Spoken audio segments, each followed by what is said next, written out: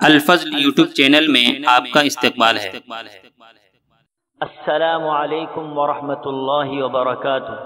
میرے دینی و ایمانی بھائیوں، سورہ آل عمران آیت نمبر 142 پیش خدمت ہے۔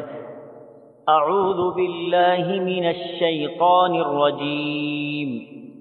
ام حسبتم ان تدخلوا الجنة ولما يعلم الله الذين جاهدوا منكم ويعلم الصابرين۔ کیا تم یہ سمجھ بیٹھے ہو کہ تم جنت میں چلے جاؤ گے، حالانکہ اب تک اللہ نے یہ معلوم نہیں کیا کہ تم میں سے جہاد کرنے والے کون ہیں اور صبر کرنے والے کون ہیں۔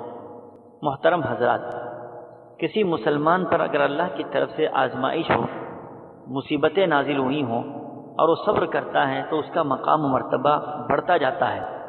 جنت کا اعلیٰ سے اعلیٰ مقام انہی حضرات کو ملے گا جو اللہ کی طرف سے آزمائی گئی مصیبتوں کو جھیلتا ہے۔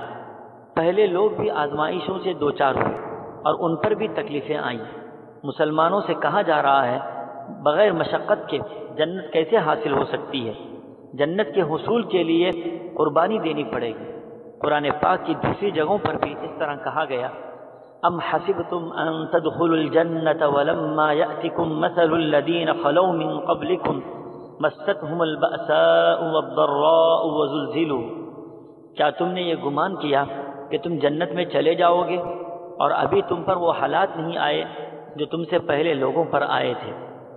انہیں تنگ دستی اور تکلیفیں پہنچی، وہ خوب ہلائے گئے۔ مزید ایک جگہ اور فرمایا گیا، احسب الناس ان يتركوا ان يقولوا آمنا وهم لا يفتنون۔ کیا لوگ گمان کرتے ہیں کہ انہیں صرف یہ کہنے پر چھوڑ دیا جائے گا کہ ہم ایمان لائے اور ان کی آزمائش نہ ہوگی؟ اس سے معلوم ہوا کہ آزمائش یا تکالیف کا آنا اللہ کی طرف سے امتحان ہے۔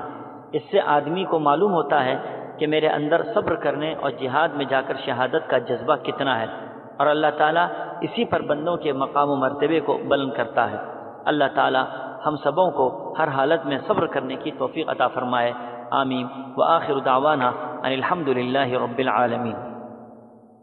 اس چینل کو سبسکرائب کریں اور اس کو زیادہ سے زیادہ شیئر کرنے کی کوشش کریں۔